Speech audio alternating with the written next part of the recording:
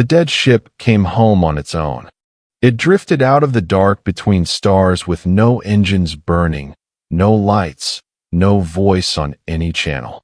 The Vresk border fleet found it floating near the edge of their space, cold as a tomb. It was a human vessel. Everyone in the galaxy knew that shape by now: the long gray hull, the blue stripe, the strange round windows. But this ship had been missing for 140 years. Fleet Commander Oshatal stared at it through the wide glass of her bridge. She was Vresk, tall and thin, with silver skin and 4 eyes that never blinked at the same time. She had heard the old stories about the humans. Everyone had, but she never believed them. "Scan it again," she said. Her officer obeyed. The report came back the same. No life, no power, just one small signal, beating slow and steady from deep inside the hull. "It's a beacon," the officer said. "A message beacon. But Commander, it's not sending to us." Osha leaned closer. "Then who is it sending to?" The officer's throat clicked with fear. "It's sending to the whole galaxy. Every world. Every station. All at once." And then the message began to play. It was a human voice, old and cracked and calm. It spoke in the trade tongue that all species used. And what it said made Oshatal's blood turn to ice. "To everyone who can hear this," the voice said, "the debt is ready to be repaid. We are coming home. Please do not be afraid. But you should be." Then the ship went silent again, and every screen in Vresk's space went dark for exactly 3 seconds. When the lights came back, Oshatal was no longer looking at a legend. She was looking at a warning. To understand why the galaxy shook that day, you have to go back. Not 140 years. Much further. You have to go back to the day humanity first left its home star and met the rest of the living universe. Back then, the humans were nothing. They came out into the dark with slow, ugly ships. Their engines leaked. Their reactors were weak. Their weapons were little more than metal darts and heat beams that could barely scratch a shield. They had no faster-than-light travel of their own. They crawled between stars in cold sleep, dreaming for centuries just to reach the nearest neighbor. The galaxy at that time was ruled by the Concord of 9. 9 great species, each old beyond counting, each rich with worlds and fleets and ancient science. They had carved the stars into borders long before humans learned to make fire. The greatest of the 9 were the Vresk, the Silver People, masters of trade and law. Then came the Kel, a warrior race with shells like polished stone. There were the Ith, who lived in gas clouds and spoke in colors. There were the Moran, the healers, soft and slow and kind. And 5 others, each strange, each powerful. When humanity's first ship reached the Concord's edge, the 9 met to decide what to do with these new little creatures. The vote was almost cruel. Some wanted to turn the humans away. Some wanted to study them like insects. One species, the Kel, wanted to crush the human ship and take their home world for its water. But the Moran spoke last. The Moran always spoke last, because they were the healers, and the Concord respected them above all. Their leader was called Elder Sun, and she was so old her skin had gone from green to pale gold. "These creatures are small," Elder Sun said. "They are weak. They will not last 100 years without help. But I have looked into their ship, and I have seen something the rest of you have not." "And what is that?" asked the Kel warlord bored. "They carried their dead all the way here," Elder Sun said. "Every human who died in cold sleep on the long journey. They did not leave the bodies in space. They kept them. They brought them. Even the weakest of them, the sick, the old. They would not let a single one be lost." The room went quiet. "A people who will not abandon their dead," Elder Sun said softly, "will never abandon their living. Give them a chance. Let the Moran teach them. I will take the dead upon my own people." And so it was done. The Moran took humanity under their wing. They taught the humans the science of faster-than-light travel. They gave them the seeds of medicine that cured the human plagues. They shared star charts and safe routes and the trade tongue. They asked for nothing in return but a promise. One day, Elder Sun told the human captain, a woman named Ruth Vega, "You may be strong. And on that day, you will remember who lifted you up. That is the only payment we ask. Remember your debt, and when the time comes, repay it." Ruth Vega bowed her head. "We remember everything," she said. "That's the one thing humans are truly good at. We never forget." Elder Sun laughed, the way the old laugh at the young. She did not know that it was a promise and a warning all at once. For 300 years, the humans grew. They were quiet at first. They stayed in their small corner of the galaxy, near their blue home world. They built better ships. They planted colonies. They traded fairly and paid their debts on time. The Concord of Nine watched them with mild interest, the way you watch a plant grow. Slow, harmless, sweet. But the humans were not like the other species, and slowly the galaxy began to notice. The first thing they noticed was how fast humans changed their machines. Every other species built a good ship and used the same design for 1,000 years. Change was dangerous. Change meant risk. But humans could not sit still. They tore their ships apart and rebuilt them every few decades. Faster, stronger, stranger. The second thing they noticed was how humans died. Not that they died, but how. A human would throw its own life away to save a friend without a moment of thought. The Kel, the great warriors, thought this was foolish. A soldier's life had value. You did not spend it cheaply. But humans spent their lives like water, and somehow this made them harder to kill, not easier. An enemy who is not afraid to die is an enemy you cannot threaten. The third thing was the hardest to understand. Humans loved things that were not their own kind. They loved their machines. They loved animals from their home world that they carried on every ship. They loved the aliens they befriended. A human would call a Moran healer's sister and mean it. This made no sense to the Concord. Love was for your own people. Everyone knew that. But the Moran understood. The Moran, who had taught them, watched their students grow with something like a parent's pride. Elder Sun lived long enough to see the humans build their first great city among the stars. She traveled there as a guest of honor. The humans named a garden after her. When she saw it, filled with green plants from 100 worlds, all growing together, she wept in the way the Moran weep, with a soft light in their eyes. "You have done well, children," she told the human council. "But I am old now, and I will not see what you become. Promise me again. Remember the debt." "We promise," they said. "When you need us, we will come." She died in that garden, under the false sun the humans built for her. They buried her there and never let the garden fade. And the galaxy went on turning. Everything changed when the Devourers came. No one knew where they came from.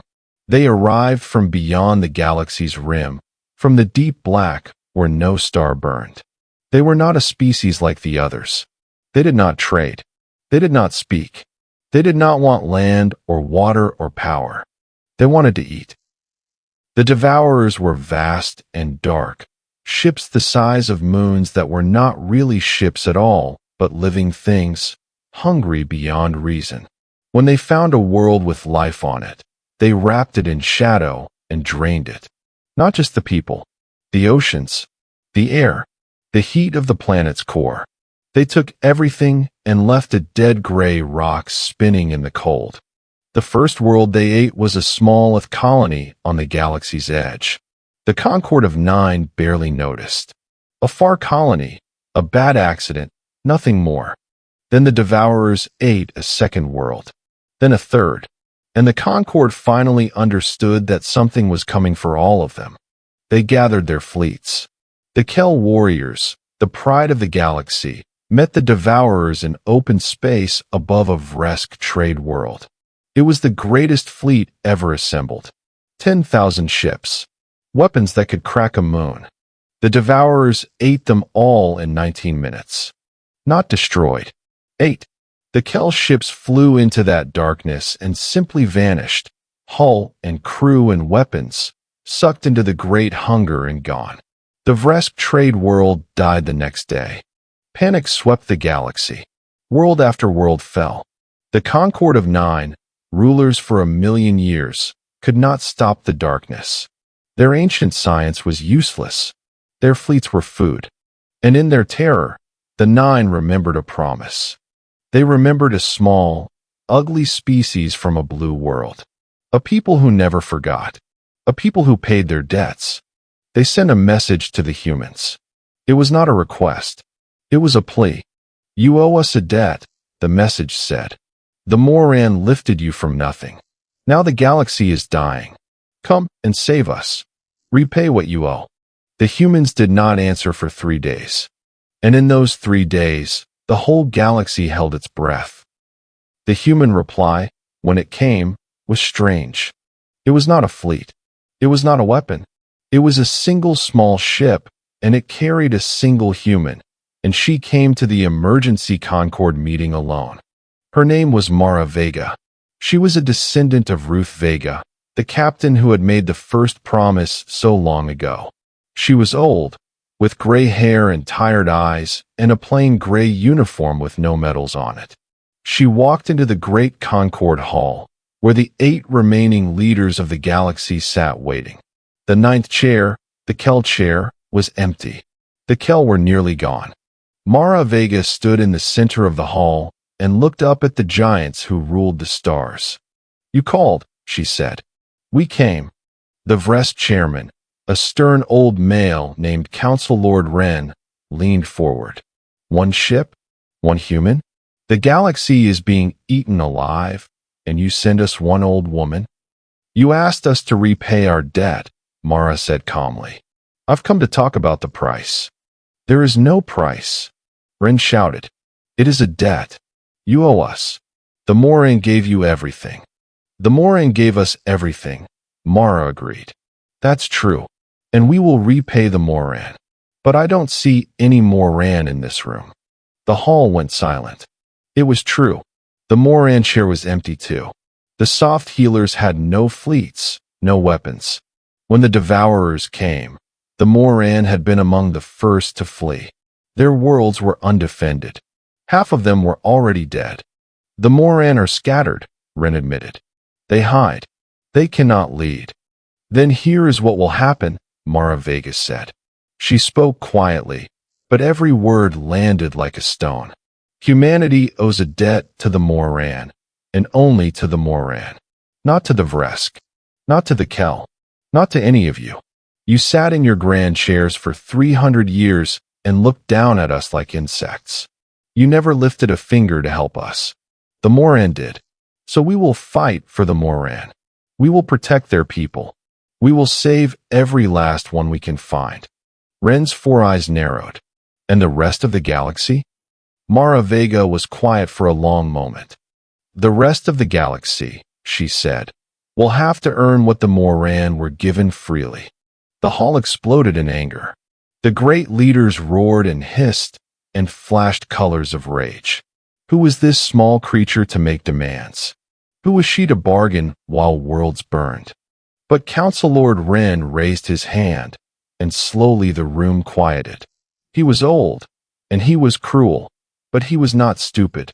And in that moment, looking down at the calm old woman who did not fear him at all, he felt something he had not felt in a very long time. He felt afraid. What, he said slowly, do you want? Mara Vega smiled. Now we're talking, she said. What the humans wanted was simple, and it was terrible. They wanted the borders erased. For 1,000,000 years, the Concord of Nine had carved up the galaxy and kept the smaller species out of the best worlds. The humans wanted all of it opened. Every world, every route, every star, free to any people who could reach it. They wanted the Concord dissolved. No more rule of the Nine. No more looking down at the small. A new council, where every species had one voice, no matter how old or how young. And they wanted one more thing. They wanted the truth about where humanity came from. That last demand confused everyone. Humans came from Earth. Everyone knew that. The blue world. Why would they ask about their own home? But Council Lord Ren's face went pale silver when he heard it.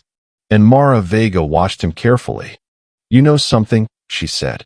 "Don't you, Ren?" "I know nothing," he said quickly. Too quickly.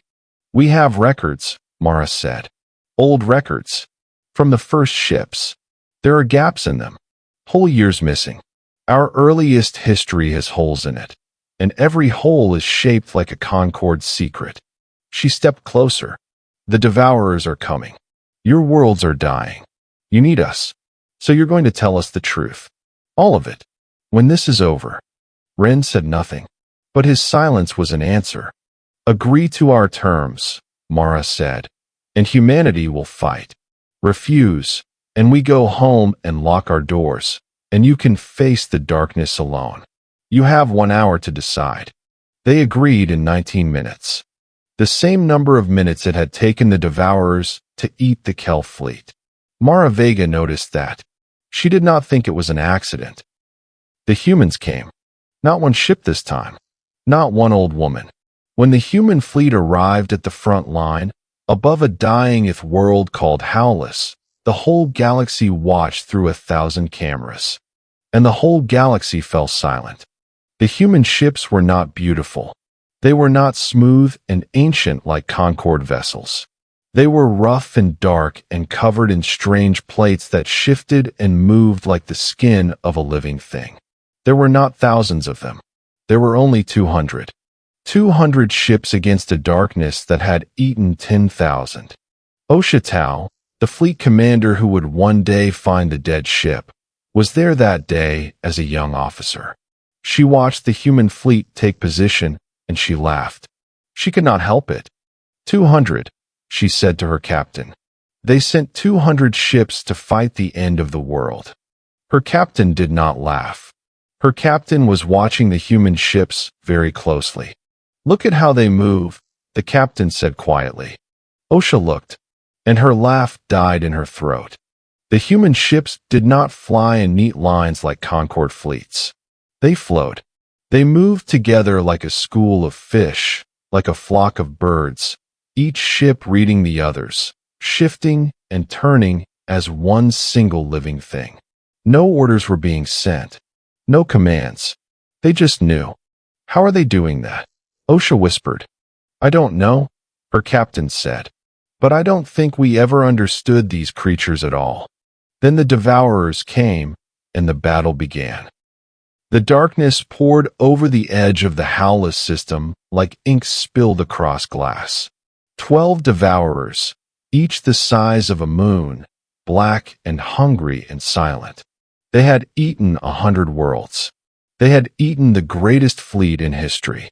They did not slow down. They did not fear 200 little ships. They should have. The human fleet did not charge. It waited. It hung in the dark above the dying world, still as held breath. And then, at the last moment, when the Devourers were almost upon them, the human ships did something no Concord vessel had ever done. They turned off their engines. All of them. At once. They went dark and cold and silent, drifting like dead things. The Devourers, hunting by heat and by power, lost them. 12 moons of hunger slid past 200 silent ships, searching, confused, blind. And when the darkness had passed them by, the human fleet came alive. They did not fire on the Devourers. They fired past them, into the empty space behind.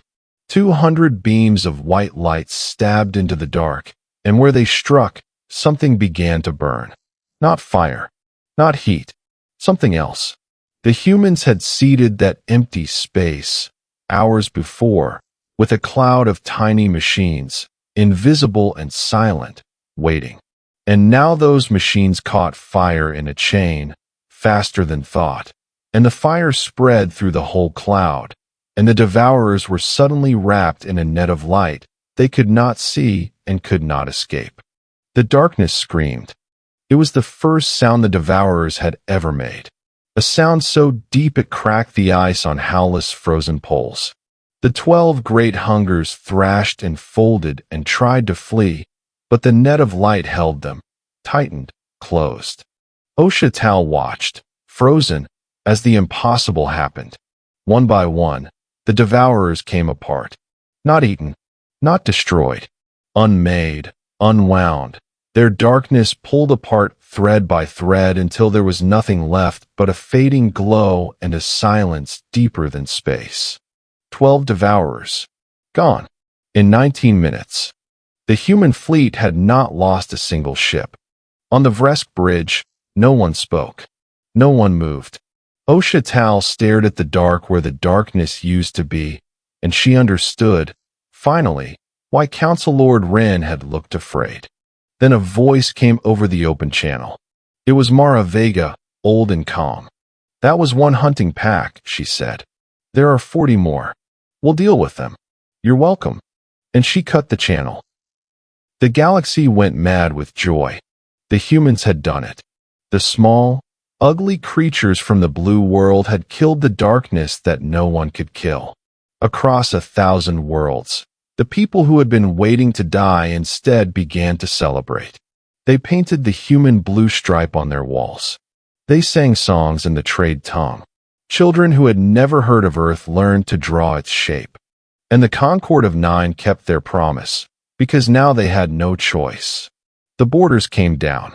The ancient rule of the Nine was dissolved.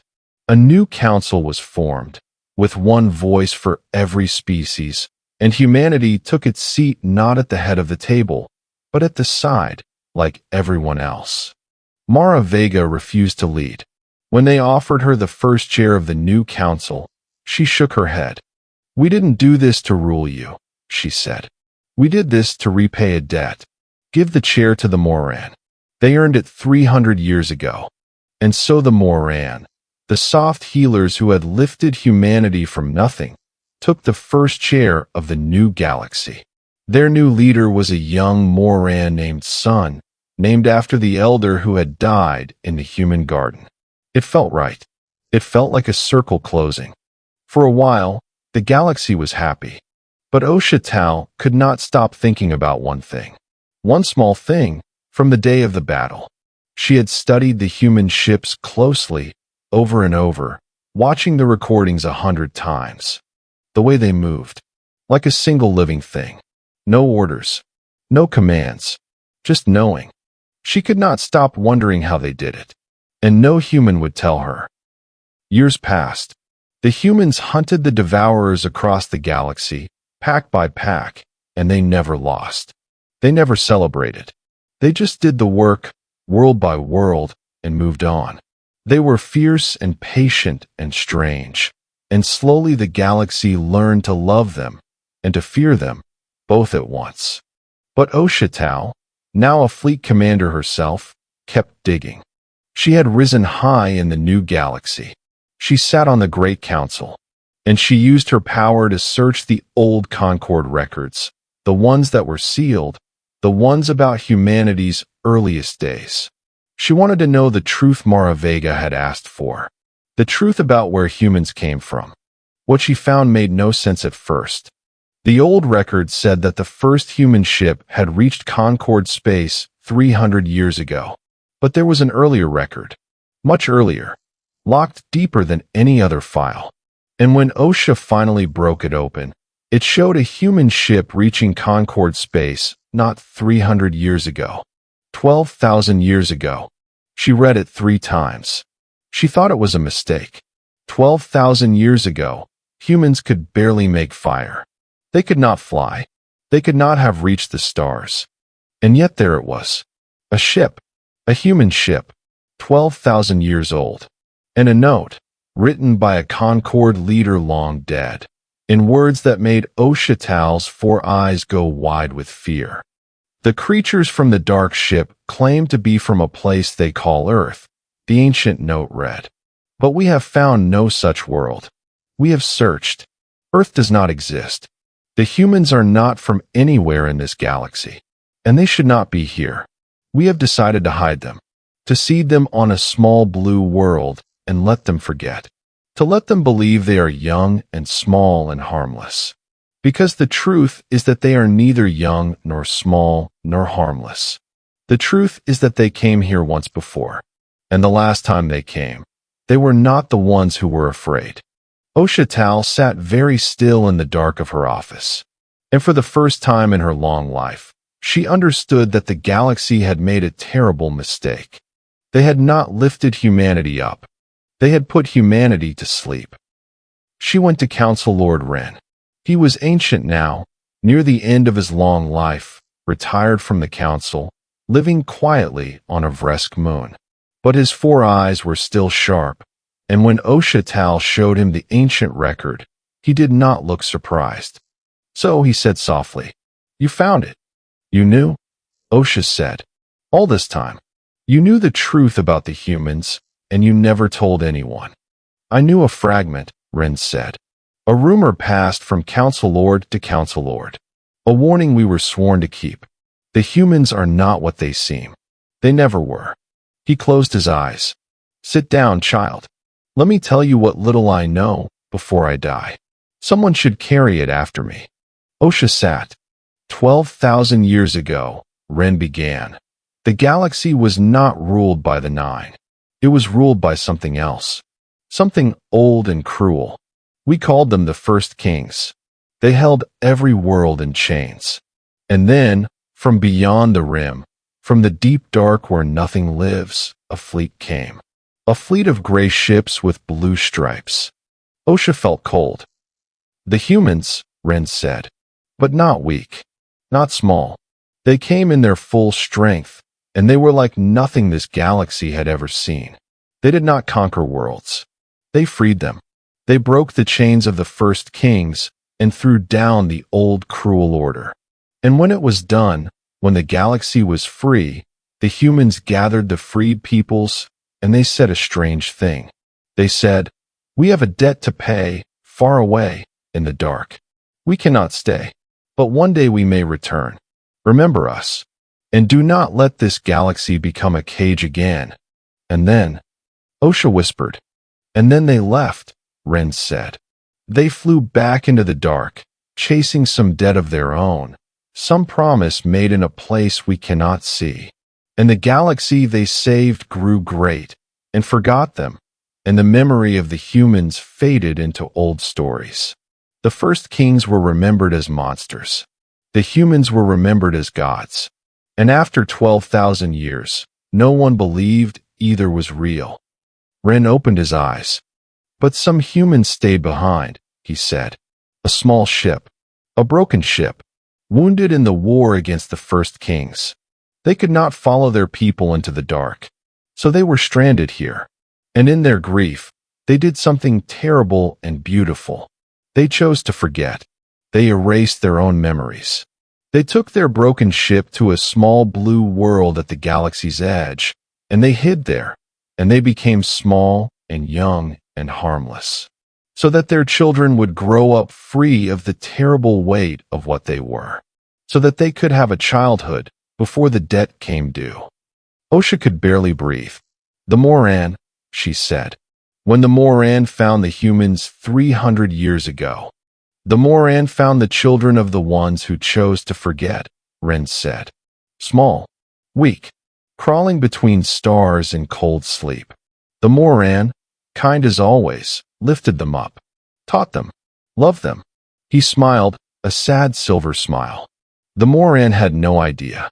They thought they had found a helpless child. They had found a sleeping giant, and they had earned its eternal gratitude, without ever knowing why the debt would matter so much. "Does humanity know?" Osha asked. "Does Mara Vega know what they really are?" Ren was quiet for a long time. "I think," he said at last, "that they are beginning to remember." Osha did not sleep that night, or many nights after. She thought about the human fleet, moving like a single living thing, and now she understood. They were not reading each other with machines. They were remembering an older way, a way from before they chose to forget. 12,000 years buried, but not gone. Waking up, she thought about the promise, repeated across the centuries. Remember the debt. When the time comes, repay it. The Moran thought they had lent the humans knowledge. But the debt was older and deeper than that. The debt was to the galaxy itself. A debt written 12,000 years ago in the war against the First Kings. We have a debt to pay, far away, in the dark. What debt? To whom? What had the humans gone into the dark to repay, all those thousands of years ago? And what would happen when they came back for it? She got her answer sooner than she wanted. Because far out at the edge of Resk space, a dead ship was drifting home. A human ship, missing for 140 years. Cold and dark, with a single beacon beating slow inside it. And when it reached the border, it woke up, and it spoke to the whole galaxy at once. The debt is ready to be repaid. We are coming home. Please do not be afraid. But you should be. Oshatal was the one who boarded the dead ship. She had to know. She went alone, in a small shuttle, drifting up to the cold, gray hull. The blue stripe was faded and scarred. The round windows were dark. When she cut through the airlock and stepped inside, her lights showed her a ship that had been dead a long time. There were no bodies. That was the first strange thing. She had read the old stories. Humans never abandoned their dead. They carried them home. But this ship, missing 140 years, held not a single body. Whatever had happened to the crew, they had not died here. She moved deeper. The walls were covered in that strange living plating, and as she passed, it shifted faintly, as if the ship still dreamed. She found the bridge. She found the source of the beacon. It was a chair, a single human chair, in the center of the dark bridge. And in the chair sat a woman. Not a body, not a corpse. A woman, whole and calm, her eyes closed, her chest slowly rising and falling. Alive, asleep, for 140 years. It was Mara Vega. Osha nearly dropped her light. Mara Vega had disappeared 140 years ago. The galaxy thought she was dead. And here she was, unchanged, sleeping in a dead ship at the edge of the dark. As Osha stared, Mara Vega opened her eyes. "Hello, Osha," she said, as if no time had passed at all. "You figured it out. I knew you would. You were always the one who kept asking questions." You should be dead," Osha whispered. "You've been gone for 140 years. I know." Mara Vega stood slowly, stretching, like someone rising from an afternoon nap. "I went into the dark to find out what we owed. And now I've come back to tell the galaxy the truth. All of it. The way I promised." "The debt," Osha said. "What is it? Who do the humans owe?" Mara Vega looked at her with old, kind, terrible eyes. "Come sit with me," she said. "You've earned the whole story. And there isn't much time. Because the ones we owe are coming. And they will be here soon." Mara Vega told the story in the dark of the dead ship, and Osha Tal listened, and this is what she learned. 12,000 years ago, the humans came into the galaxy in their full strength, and they broke the first kings, and they freed the worlds. All of that was true, but it was not the whole truth.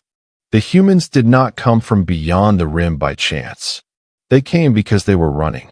Far out in the deep dark between galaxies, in a place with no stars, there lived something the humans had a name for, though they never spoke it aloud. The Devourers, the moon-sized hungers that had nearly eaten this galaxy, were not the enemy. They were the servants, the hunting dogs.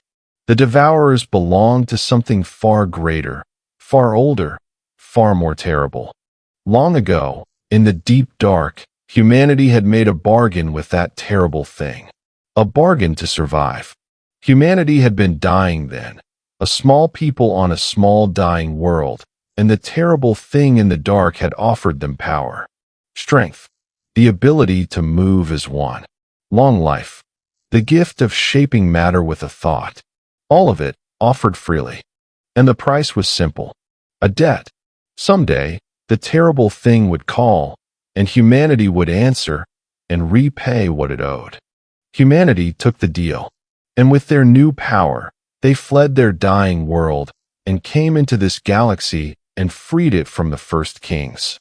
But they knew the debt was still there, waiting, so they did not stay. They went back into the dark to face the thing they owed, to try to pay the price on their own terms, to keep the terrible thing away from the galaxy they had come to love. Most of humanity went into the dark, but a broken ship stayed behind, wounded, unable to follow. And those stranded humans, knowing the debt might one day reach even here, made their terrible, loving choice. They erased their memories. They hid on the blue world. They became small and young and gentle. They gave their children a childhood free of the debt. But the debt found us anyway, Mara Vega said softly. The devourers came. The hunting dogs. Testing the galaxy. Testing us. And when your Concord called us to fight, I knew. I felt it wake up inside me. The old memory, the old strength. I knew what we were. And I knew the real thing was coming behind the dogs. So you went into the dark, Osha said.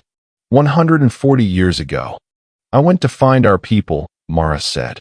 The ones who left 12,000 years ago. To find out if they had paid the debt. To find out if we were free. Her eyes filled with a strange light. I found them, Osha. I found what was left of them. And Mara Vega was quiet for a long moment. They never stopped fighting, she said. For 12,000 years, they held the line in the dark. They kept the terrible thing away from this galaxy. Generation after generation, they died out there, alone, forgotten, so that we could grow up here in peace. They paid the debt with their lives, over and over, for 12,000 years. And they never asked us for help. They never called us home. They let us forget. They let us be children. Her voice broke. They loved us that much. Osha Tao, who was Vresk and did not weep, felt her 4 eyes sting.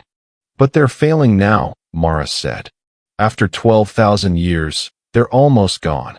And the terrible thing in the dark is finally coming through. That's why the devourers reached us. The line is breaking. Our people out there are dying, the last of them. And the debt is about to come due for all of us. She stood, and her whole body seemed to burn with quiet fire. So I came home to tell the galaxy the truth. And to give humanity a choice. We can run. We can hide again. Or we can go into the dark, all of us, and stand beside the ones who held the line for 12,000 years. And finally, repay the debt. She looked at Osha Tao. But we can't win alone, she said. Not this time. Not against the real thing. 12,000 years ago, humanity freed this galaxy. Now we need the galaxy to remember. The truth spread across the stars like fire. At first, no one believed it. Humans, 12,000 years old. Humans, the saviors of the ancient galaxy. Humans, the children of a bargain with a horror beyond the rim. It was too much. It was too strange. But then the humans began to remember, all of them, all at once. It happened over 3 days. Across every human world, every human ship, every human heart, the old memory woke up. 12,000 years of buried knowledge came flooding back. Human children woke from dreams speaking languages that had not been heard since before the first kings fell. Human hands began to shape metal with a touch. Human fleets began to move as one, without orders, the way they had at Howless, but now they understood why. And the galaxy, watching, finally believed. The new council gathered. Every species sent its leader. The Moran leader, young Sun, sat in the first chair. Osha Tao sat among them. And Mara Vega stood in the center of the great hall, where 300 years before she had made her demands, and now she made a different kind of speech. We never told you the truth, she said, because we didn't know it ourselves. We forgot on purpose. We wanted to be small. We wanted to be young. We wanted to grow up in a galaxy that was safe, Because our parents died to make it safe 12,000 years ago, and they wanted us to have peace. She looked around the great hall, at the giants who ruled the stars. But peace is a debt too. Someone always pays for it. And now the bill has come due. She told them everything. The bargain in the dark. The terrible thing that owned the devourers.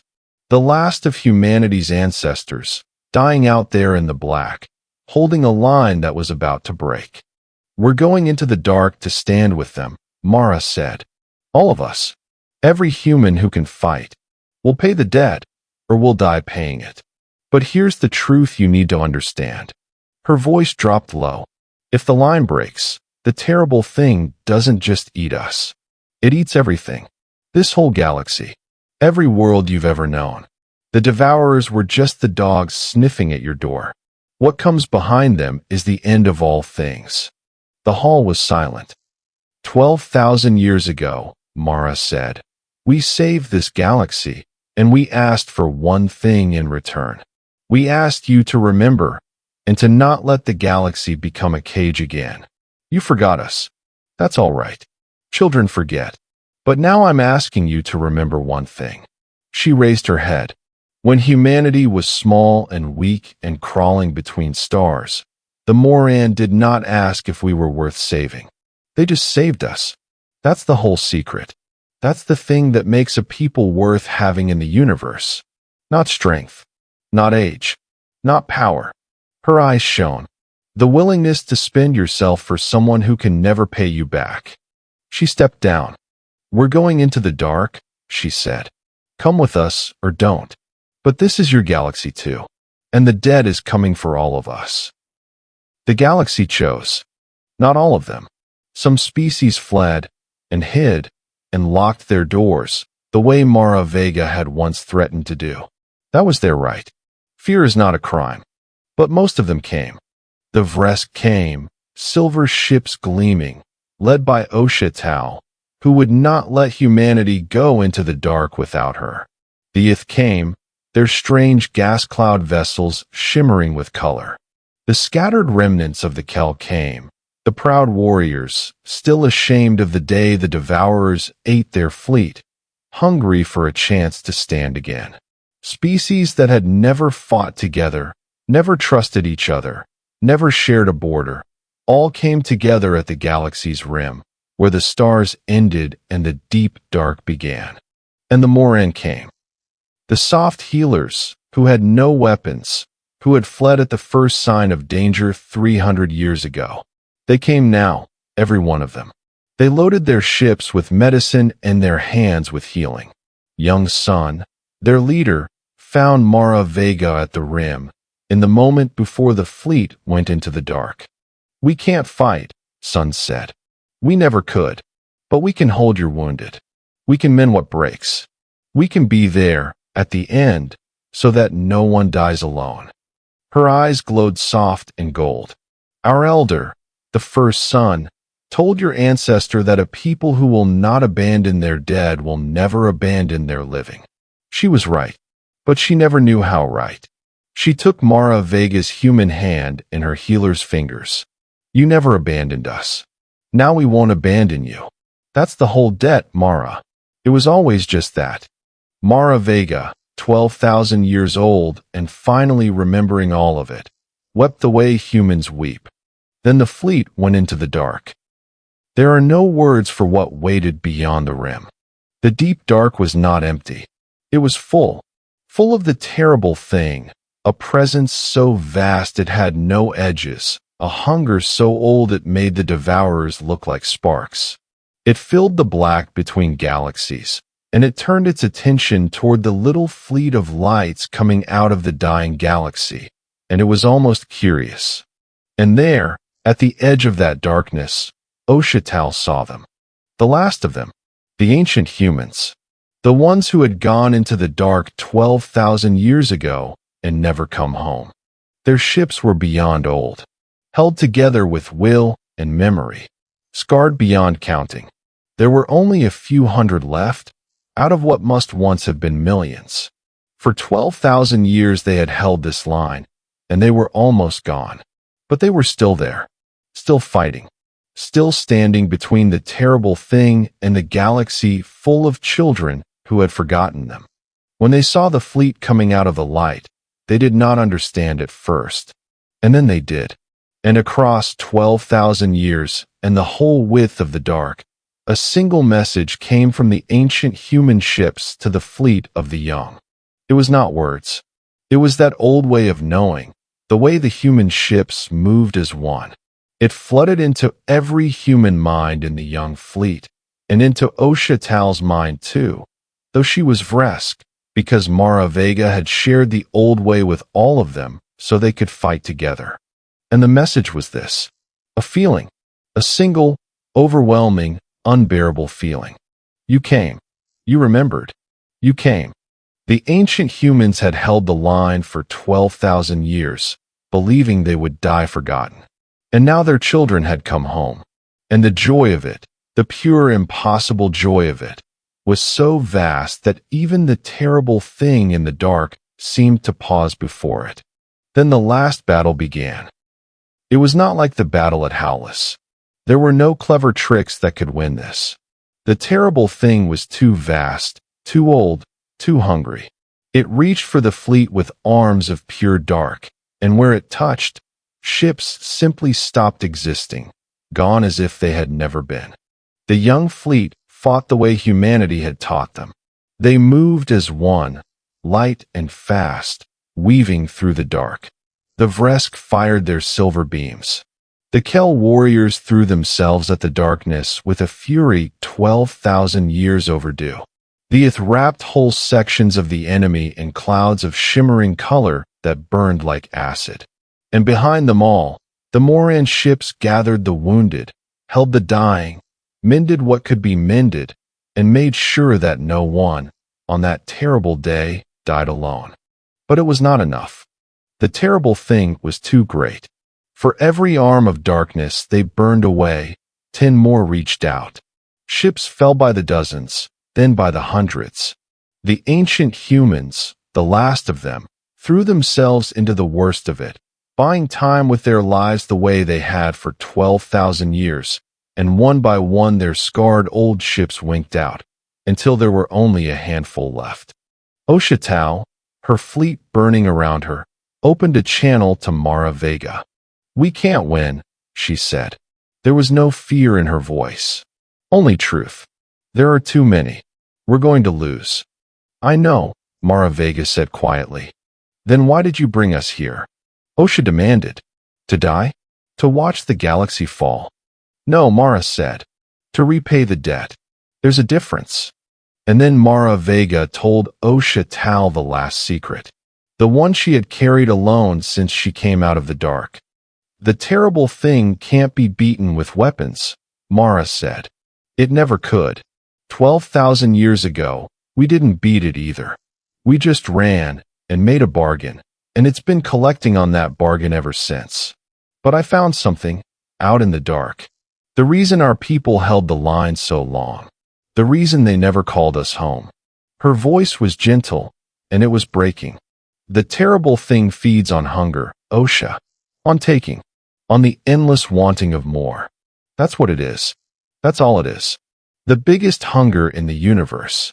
And there's only one thing in all of existence that a hunger like that cannot eat."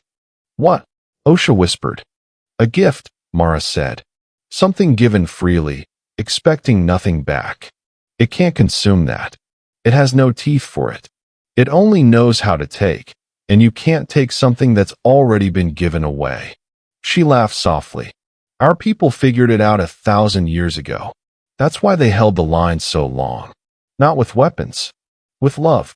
Every human out here died giving their life freely, for children they'd never meet, expecting nothing. And every time one of them did that, it wounded the terrible thing in a way no weapon ever could. It just couldn't understand. It couldn't eat it. A free gift. A debt paid for someone who could never pay you back." Her voice rose, fierce and bright. "That's the weapon, Osha. That's the only weapon there ever was. And now there are millions of us, and thousands of you, and all of us are here, and every single one of us is willing to give everything away for free. Oshital understood at last. The Moran, she breathed. When they saved humanity, they asked for nothing. They just gave. They taught us the weapon, Mara said, and they never even knew they were doing it. The whole galaxy learned it, watching us fight the Devourers for free, watching all of you come out here to die for a debt that wasn't even yours. She smiled through her tears. You came, Osha, the Vresk, the Kel, the If. You didn't have to. It's not your debt. But you came anyway. For free. For nothing. That's the whole secret of the universe. And we're about to teach it to the biggest hunger that ever was. What happened next, no camera captured, and no records hold. It happened in the old way of knowing, in the place beyond words. But Oshital was there, and she carried it in her heart for the rest of her long life. And this is how she told it. Mara Vega gave the last order. It was not an order to fire. It was an order to give. Every ship in the fleet, human and Vresk and Kel and Ith and Moran, turned toward the terrible thing in the dark. And every soul aboard them let go. Not of their lives, though many would lose those too. They let go of the debt. They forgave it. 12,000 years of owing, of bargaining, of counting the price. Humanity had come into the dark believing they had to pay what they owed. And instead, in the last moment, they did something the terrible thing had never seen in all its endless hunger. They gave the debt away. They canceled it. They said, with one voice, in the old way of knowing, we owe you nothing, and you owe us nothing, and we forgive it all, and we give you the only thing a hunger can never eat. We give you peace, freely, expecting nothing in return. The terrible thing in the dark had eaten galaxies. It had swallowed stars. It had feasted on fear and want and endless taking since before the universe had a name. It had never once been given a gift, and it could not eat it. Mara Vega was right. It had no teeth for a free gift. The gift of forgiveness poured into it, and it could not consume it, could not fight it, could not understand it. The terrible hunger reached out to take, and found something already given, and there was nothing to take, and a hunger that cannot take is a hunger that ends. The darkness came apart, not in violence, in something like relief. 12,000 years of hunger, finally let go. The vast dark presence unwound itself into the black between galaxies and simply rested. For the first time in all of time, it stopped wanting. And in stopping, it ceased to be a hunger at all, and became only the quiet dark, empty and clean and finally at peace. The debt was repaid, not with blood, not with power, with a gift. And the galaxy, watching from the light, shuddered, not in fear of humanity's strength, though humanity was strong beyond measure. They shuddered because they finally understood what humanity truly was, and what it had always been, from the day it carried its debt across the stars rather than leave a single one behind. Humanity was the species that gave things away for free. That was the terror of them. That was the wonder of them. That was the thing that made even the biggest hunger in the universe come apart in the dark. The fleet came home. Not all of them. So many were lost. The last of the ancient humans, who had held the line for 12,000 years, gave the last of themselves in that final gift, and passed at last into the quiet dark, finished free. The young fleet buried them the human way, carrying every ship, every body, every name, all the long way home, so that not one of them would be forgotten again. Mara Vega survived. She was the last human alive who remembered the whole of it, the bargain and the war and the 12,000 years, and she carried that weight so the rest of humanity could set it down.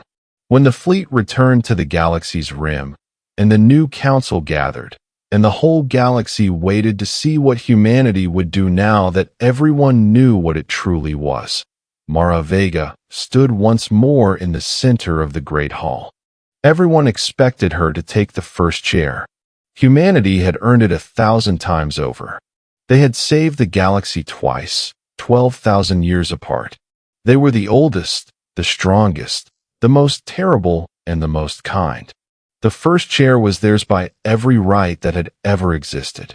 Mara Vega walked past the first chair.